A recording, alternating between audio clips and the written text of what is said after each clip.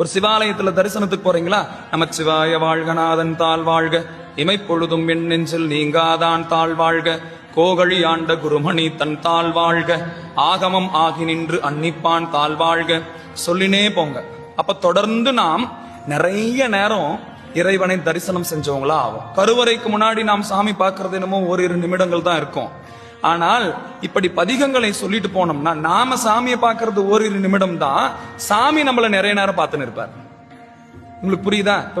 இவ்வளவு பேர் உட்கார்ந்து இருக்கிறீங்க, இவ்வளவு பேர் பேசிட்டு அமைதியா உட்கார்ந்து இருக்கிறீங்க.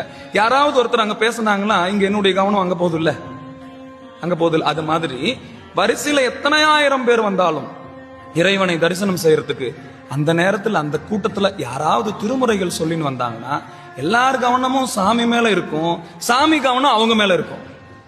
இப்போ நம்ம கவனம் சாமி மேல இருக்கிறது முக்கியம் தான், ஆனா அதை விட முக்கியம் சாமியினுடைய கவனம்